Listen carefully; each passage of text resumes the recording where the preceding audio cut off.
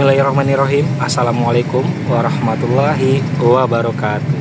Hai, kembali lagi bersama saya Ronan Handoyo di Ronan Handoyo Files. Kali ini ada motor lewat, bentar ya.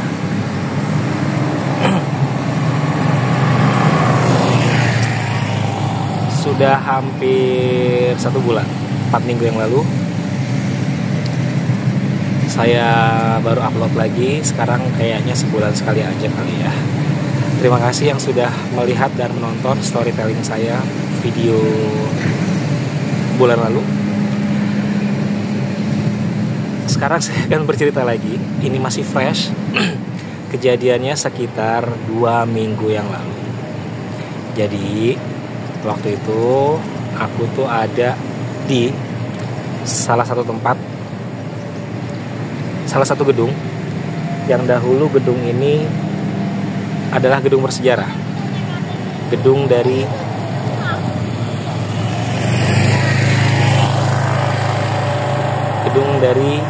zaman penjajahan. Baik itu dari zaman Belanda dan juga dari Jepang. Berada di pusat kota, di tengah-tengah kota.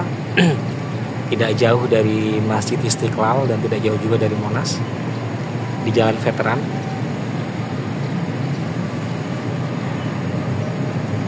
Pertama kali ke tempat ini malam-malam itu sekitar jam 8 ya, jam 8 atau jam 9 lupa lah, pokoknya itu malam. Saya membaca tarot untuk pemilik gedung, pemilik sekarang dijadikan rumah kantor, rukan. Hal yang menarik ketika saya sampai di tempat ini adalah saya selalu melirik ke arah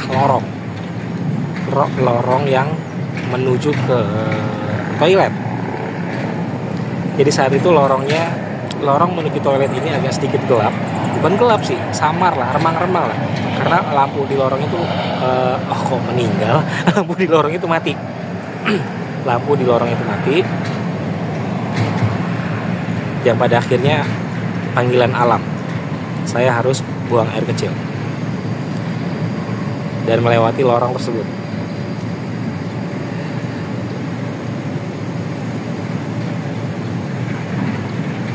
Ketika memasuki lorongnya nggak panjang lorongnya, sekitar 3 meter, 5 meteran. Ketika memasuki lorong tersebut, saya di depan pintu toilet kan ada dua toilet nih, kanan sama kiri. Yang kanan memang terang, yang kiri mati lampunya dan ditutup pintunya, gelap. Ketika saya memasuki depan lorong, di depan pintu toilet itu saya seperti melihat ada siluet bayangan orang yang sedang berdiri. Saya berhenti dulu. Saya ngomong dalam hati, gue mau masuk nih, gue mau pakai toiletnya, minggir dong sebentar, pindah kayak kemana gitu kan. Yang lama-kelamaan siluet itu menghilang. Dari gestur berdiri yang saya lihat, siluetnya ini sosok wanita. Oke, saya masuk toilet, saya pipis, buang air kecil, selesai. Saya teruskan lagi membaca tarot untuk orang-orang yang ada di sana, beberapa orang yang ada di sana. Entah kenapa ada perasaan terpanggil lagi untuk ke lorong. Ya udahlah, saya akhirnya ke lorong lagi, tapi tidak ke toilet. Benar ternyata. Di lorong itu yang tadinya hanya berbentuk siluet, tiba-tiba sudah berubah menjadi sosok wanita. Ternyata betul, siluet itu adalah seorang wanita Belanda. Wanita Belanda dengan pakaian Belanda, pakai baju warna putih-putih susu gitu ya, putih-putih susu. Menunduk menghadap ke tembok yang ada kaca dan sangat besar. Jadi di lorong toilet ini ada kacanya tuh sepanjang badan manusia ya, sekitar 2 meteran di sisi kiri. Jadi si noni ini sambil nunduk tapi menghadap ke kaca. Oh ternyata dia cuma mau ngasih tahu, ini lo gue yang tadi yang lo lihat gitu kan. Oke, selesai. Itu hari pertama saya datang ke sana. Nah, berlanjut ke yang kemarin, 2 minggu yang lalu. Sebetulnya sudah beberapa kali saya ke sana. 2 minggu yang lalu itu berarti itu kunjungan saya yang ketiga atau keempat.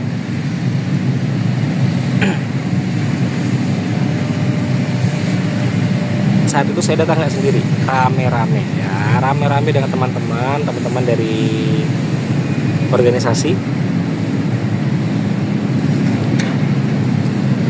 Malam itu saya memang nggak fit, kecapean, kurang istirahat, kurang tidur, dan benar-benar ngantuk karena selama ibu saya jualan, jadi ibu saya adalah seorang pedagang nasi uduk dari tahun 90-an. Semenjak itu juga saya membantu ibu saya selalu bangun subuh ya.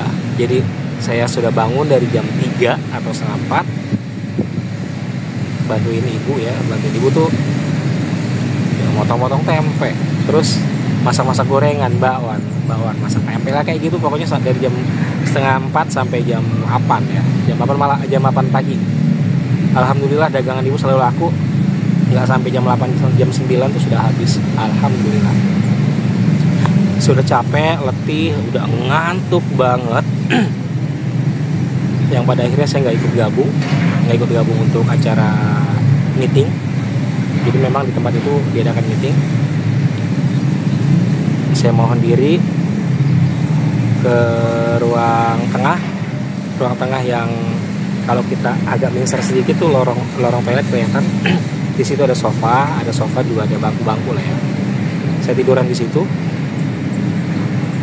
Saat saya tiduran di sofa tuh kondisi saya masih memang belum tidur lelap karena saya kalau tidur di tempat baru tuh agak sulit ya, agak sedikit adaptasi.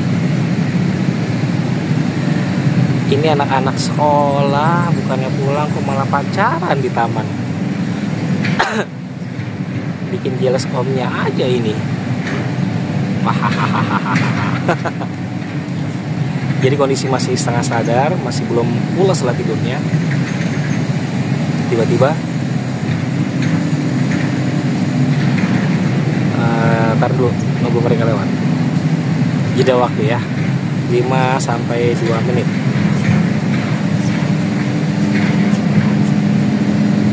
Ya. Mau kemana? Hati-hati ya, sama-sama. Jadi belum pulas banget, cuma memang karena ngantuk sengantuk-ngantuknya. Ketika itu gue baru sadar, bisa jadi ini adalah jebakan.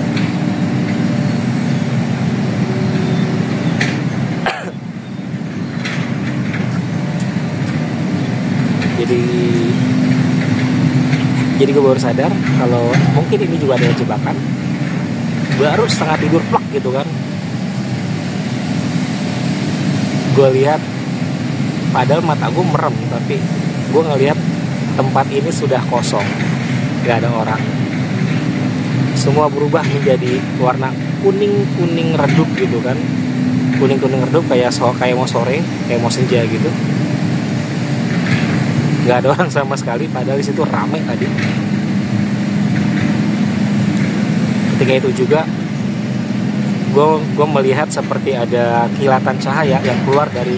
Jadi gue tidur begini nih, ini kepala di ujung kepala tuh tembok. Dari tembok itu banyak kilatan cahaya yang keluar kayak kembang api, beneran kilatan cahaya yang keluar seperti kembang api, berwarna putih kecil-kecil dan bersinar. Ada yang segede kelereng, ada yang segede bola tenis, ada yang sebesar bola golf. Jadi banyak banget dari tembok itu putih semua keluar, cus gitu loh, kayak kembang api. Nah, alhamdulillahnya, jadi di situ kan ada ABG tanggung lah yang mau masuk usia SMA. Dia mau ngambil sesuatu di dekat kepala gue. Jadi kondisi gue saat itu memang sedang tidur, belum tertidur pulas, Dan di ruangan itu ada si anak ini, ada ART yang membersihkan gedung ini. Nah si anak ABG ini mau ngambil sesuatu yang kebetulan deket dengan kepala gue, ujung kepala, yang otomatis dia lagi ngambil begini, bayangan tangannya itu kena mata gue yang lagi merem begini kan. Pas lagi seret begini, bangunlah gue. Kaget. Si anak ini bilang, oh maaf, bikin kaget ya. Justru gue berterima kasih, kalau gue nggak bangun ya mungkin bisa rep-repan di situ ya. Udah, kejadian pertama. Dari sofa gue pindah. Dari sofa pindah ke luar, ke tempat, di situ ada ruangan besar banget, ada puluhan bangku untuk meeting, untuk rapat. Gue pindah. Awalnya gue tidur di, tahu nggak sih kalau kayak anak-anak sekolahan udah kecapean, bangku di meja begini nih. Kalau di meja begini. Awal gue tidur di bangku dan di meja kayak begini. Tapi entah kenapa gue merasa nggak nyaman, seperti banyak orang yang ngikutin gue gitu loh. Setelah dari sofa gue pindah ke bangku, tidur di meja gitu, seperti banyak orang-orang yang ngikutin gue gitu loh. Mejanya kan tinggi, meja meetingnya kan tinggi. Gue tidur di kolong meja, di lantai. Kejadian kedua, ketika gue tidur di lantai, jadi nggak ada bantal kan, cuma ya di lantai begini, posisi kepala, posisi tangan gue begini, kepala gue menghadap ke kiri. Lupa bawa air coy.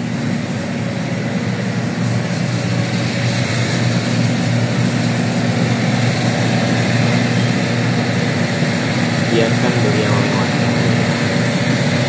Jadi ketika posisi kepala gue menghadap ke kiri, ternyata terlihat sosok-sosok yang ketika gue tidur di bangku dan di meja posisi begini, sosoknya mulai terlihat jelas. Cuma yang anehnya, jadi posisi dia tuh sebenarnya ada di apa ya? Ada di belakang kaki gue. Posisi mereka tuh ada di belakang kaki gue. Ketika gue melihat terus, jadi sebenarnya itu gue antara sadar dan tidak sadar. Yang gue ngelihat mereka itu entah memang alam sadar gue atau bukan alam sadar gue, tapi gue jelas banget melihat sosok ini berdiri banyak berbaris, ada 2 barisan. Satu baris tuh ada sekitar 10 sampai 20 orangan.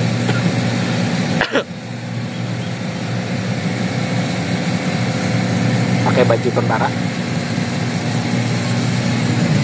Ada logo matahari. Tahu lah kalian pasti itu. Ya, benar. Tentara Jepang. Lagi dan lagi. Padahal sebelum gue tidur di lantai, gue ngeliat teman gue tuh lagi main handphone di samping gue. Jadi awalnya gue tidur di bangku. Kalian tahu gak kalau awalnya gue tidur di bangku dan ada temen gue lagi main handphone.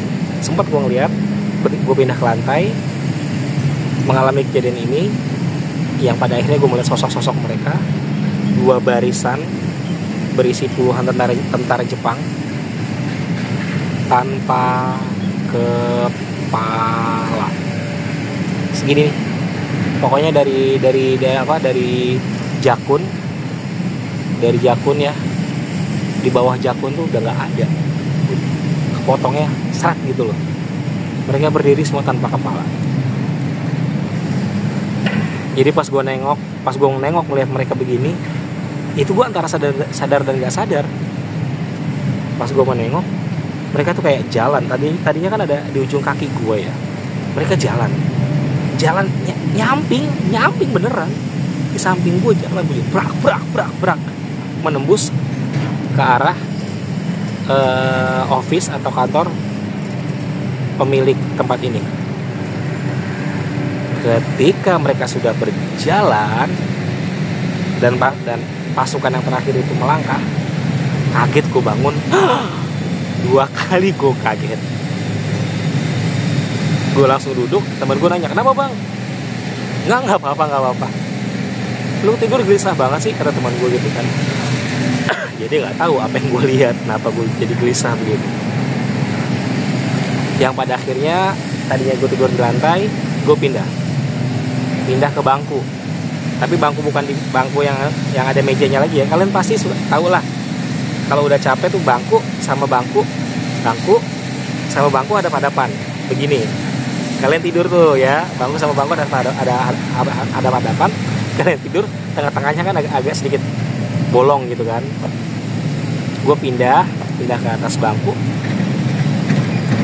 Entah kenapa gue baru ingat, gue baca doa dulu deh. Gue baca ayat kursi, gue baca sholawat, gue baca Al-Falaq, Al-Ikhlas, Anas, gue istighfar, gue baca Al-Fatihah, gue baca doa tidur.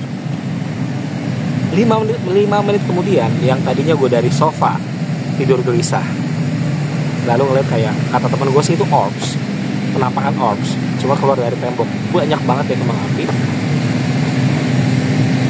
Yang temanku bilang ini, temanku memang bisa juga. Beliau bilang itu berarti residu kali mas, sisa-sisa yang tertinggal di sini, cuma belum berbentuk semua, begitu ya. Aku pindah, kejadian kedua dari lantai pindah ke bangku. Setelah baca doa, zikir, sholawat, ayat kursi, Al-Fatihah, Anas, Al-Ikhlas, Al-Falaq, Al-Ikhlas, Anas gitu kan, bisa tidur pulas. Baru 5 menit mau tidur pulas, 5 atau 10 menit baru mau tidur pulas. Tahu lah ya kalian kalau udah tidur di bangku sama bangku pasti ngeringkupnya gini kan.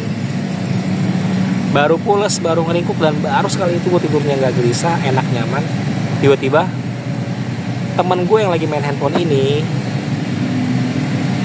teriak, "Woi bang, bangun bang, pulang bang, ayo bang, ditinggal lu, pulang. Hancur. Gue kagetnya dan bangun. Tengok kanan, tengok kiri. Gue kira si tentara Jepang tuh datang lagi gitu kan. Gue tengok kanan, tengok kiri. Ada apa? Ada tentara. Temen gue kaget. Apaan sih lo bang, kata temen gue gitu kan. Pulang nom, udah tinggal lo. Oh pulang ya. Gue bangun, gue jalan sempoyongan, udah hampir setengah jatuh. Temen gue cuma ketawa. Sorry ya bang. Gue ngambil tas, gue ngambil sweater gue minum, kesadaran gue balik. Habis lah teman gue omelin. Aduh, kenapa nih? Teman gue omelin, lo kalau mau bangunin orang tidur nggak begitu caranya, bahaya gue bilang. Sebab yang gue tahu nih, yang gue baca, dikala kita tidur, Allah tuh nyimpen ruh kita di tempat yang lain gitu. Itu yang gue baca ya, maaf kalau salah. Ketika kita tidur, roh kita disimpan sama Allah di tempat yang lain. Temen gue bilang, maaf bang, sorry.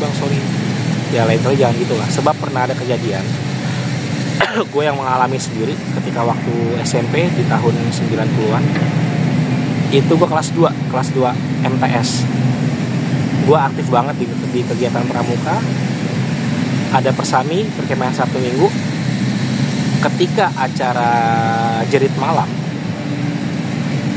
kita melewati lorong jalanan yang panjang banget.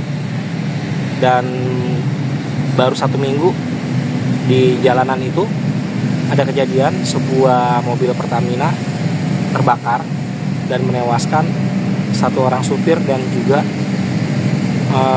keneknya. Mereka habis terbakar bersama truk minyak ini, mobil Pertamina ini. Kita dipaksa sama pembina pramuka lewat situ, padahal gue udah nggak mau, dipaksa lah. Ketika lewat di situ, gue merasakan udah nggak enak, bau kayak bau busuk, seperti bau daging kebakar sama rambut kebakar gitu kan. Yang pada akhirnya gue lari sampai di sekolahan. Gue udah pusing, udah kering-keringan, merasa kayak ada nggak benar. Sebab dari SD sampai SMA gue tuh kesurupan gue intens banget, sering dan intens banget gue kesurupan. Nggak boleh ngelewatin tempat angker sedikit, nggak boleh ngelewatin kuburan, nggak boleh lewatin tempat sepi, ada aja yang ngikut. Ketika tubuh gue udah lelah, capek, di sekolahan gue kan dulu ada kelas paling pojok nih dekat tangga. Menurut anak-anak, kelas ini paling angker. Sering terjadi penampakan yang kerekam di handphone. Jadi zaman dulu tuh handphonenya masih kayak handphone jadul gitu ya.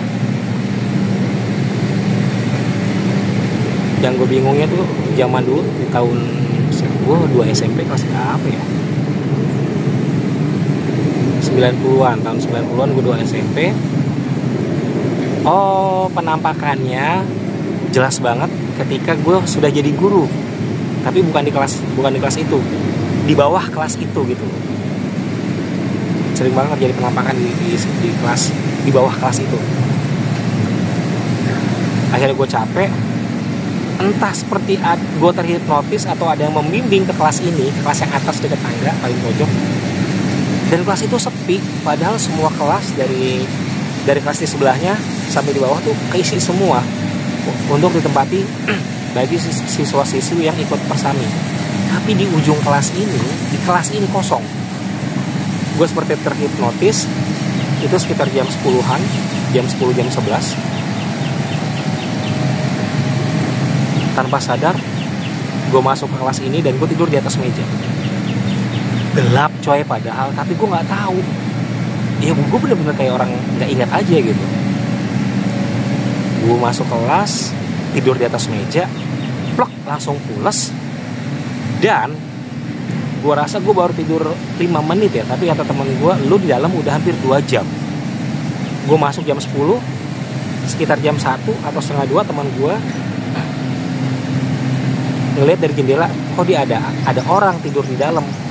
Yang temen gue kira itu adalah adik kelas yang memang waktunya sudah harus bangun untuk jurit malam. Digedor dong itu pintu sakencang-kencangnya, karena itu memang gue kunci kan, tanpa sadar gue kunci itu pintu. Digedor, brak, woi bangun woi bangun yang di dalam, woi tidur sendirian lo, bangun buruan, jurit malam nih. Gue hitung sampai, kakak hitung sampai 10. Gue kaget, gue jatuh dari meja, jalan sempoyongan, buka kunci, pingsan. Pas pingsan, gue alhamdulillah dari SD, SMP sampai SMA gue kesurupan, tapi setengah yang menguasai gue, hanya setengah yang menguasai gue. Ketika gue sadar, gue teriak-teriak, tolong gitu kan. Ternyata ketika gue lagi dibangunin dengan cara keras itu, dengan cara dikagetin dan jatuh, yang masuk tuh bukan gue, bukan jiwa gue lagi, yang lain yang ada di sekitar situ, yang ada di kelas. Ya makanya itu bahayanya. Kalau orang lagi tidur bangun dikagetin, jangan ya, jangan. Sebab ketika kita tidur tuh alam bawah sadar kita bener-bener lagi kosong, sekosong-kosongnya, dan mereka menanti mau masuk buat ngisi badan kita. Jadi gue teriak-teriak tolong, dan hampir gue lompat dari lantai 2. Karena ketika gue teriak-teriak itu seperti ada bisikan, lu harus lompat. Untungnya pembina pramuka gue datang, narik baju gue, entah bagaimana lah, ya gue langsung tersadar.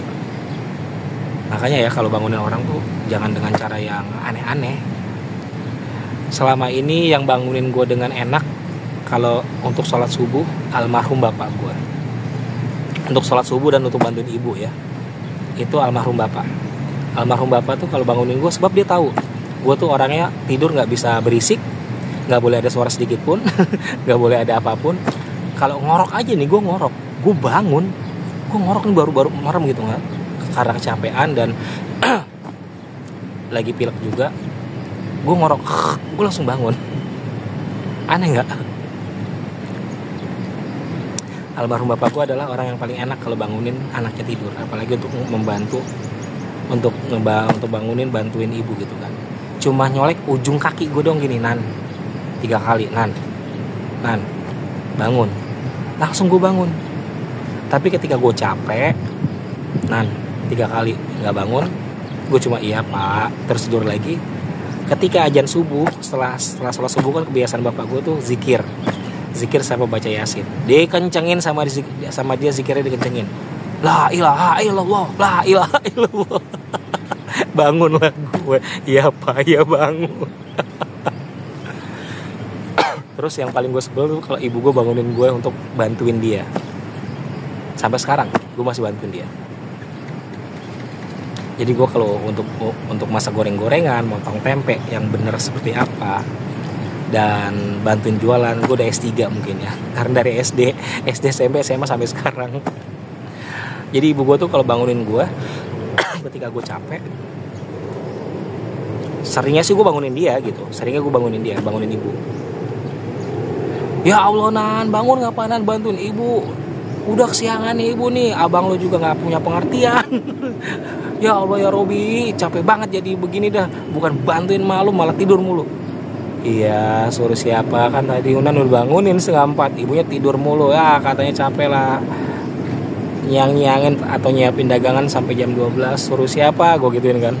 Gue melek, gue bangun, masih nyap tuh di dapur. Bantuin kayak buruan cepetan nih, tuh orang udah pada ngantri.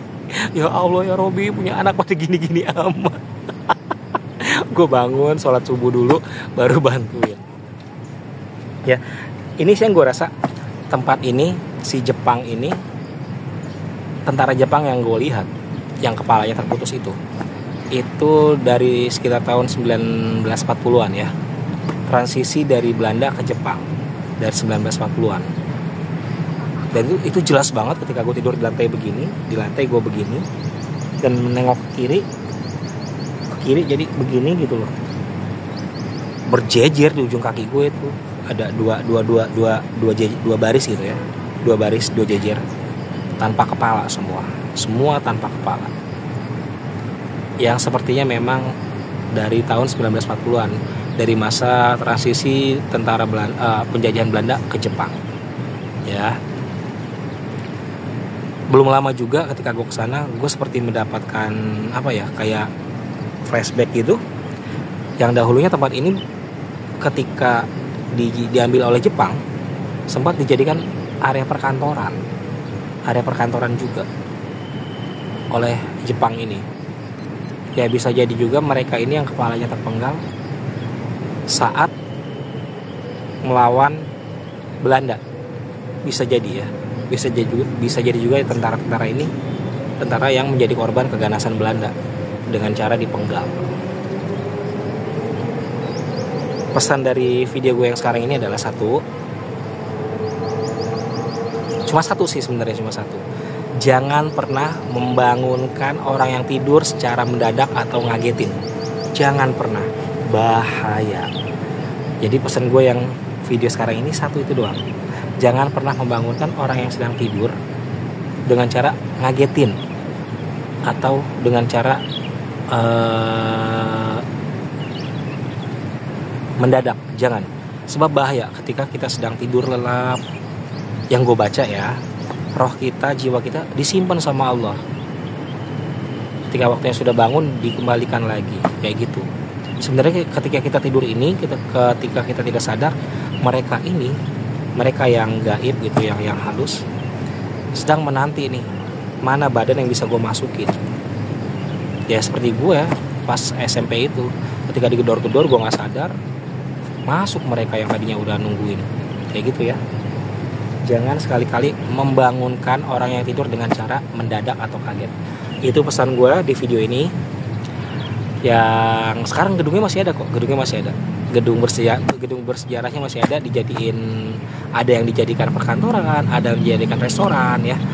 Cuma fasad luarnya tidak dirubah, semuanya tidak dirubah, yang dirubah hanya dalamnya aja. Jadi konsep luarnya yang dari zaman kolonial tuh nggak boleh dirubah ya, karena memang ini adalah cagar budaya, heritage. Udah mau 30 menit. Saya rasa juga kalian bosan. Terima kasih untuk yang masih setia dengan saya, yang selalu support. Mohon maaf kalau saya agak sedikit jutek kalau balas DM, berarti saya lagi capek, lagi sakit juga bisa. Semoga kalian juga selalu sehat ya. Terima kasih untuk Mbak Wi yang ada di Purwokerto, untuk Nining yang ada di Semarang, untuk Asep yang ada di Cilincing dan mau pindah ke Bandung. Sabar ya Asep ya. Mereka adalah sahabat-sahabat saya, adik-adik saya yang tergabung dalam geng Insaf. Terima kasih untuk Rumah Kue Akila, Juragan Kue Kota Lampung. Kalian kalau mau pesan kue silakan ke beliau aja. follow Instagramnya Rumah Kue Akila yang DP-nya itu warna merah hati, ya merah muda sorry. Terima kasih untuk Mbak Jeki Ayu, founder dari Majantara 12. Terima kasih untuk Teh Dini yang ada di Taiwan. Terima kasih untuk Resindi Salim yang ada di Swiss. Terima kasih juga untuk kalian semua yang masih setia dan mensupport saya. Semoga kalian selalu dalam lindungan Allah Subhanahu wa taala. Amin robbal alamin. Sekali lagi pesan saya dari video ini adalah satu, jangan pernah membangunkan orang yang tidur dengan cara mengagetkan atau mendadak ya, sebab bahaya.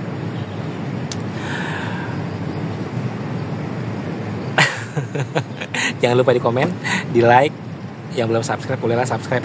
Kalau memang ada bermanfaat boleh di share. Saya Runan Handoyo. Wassalamualaikum warahmatullahi wabarakatuh. Terima kasih. Bye bye. Dadah.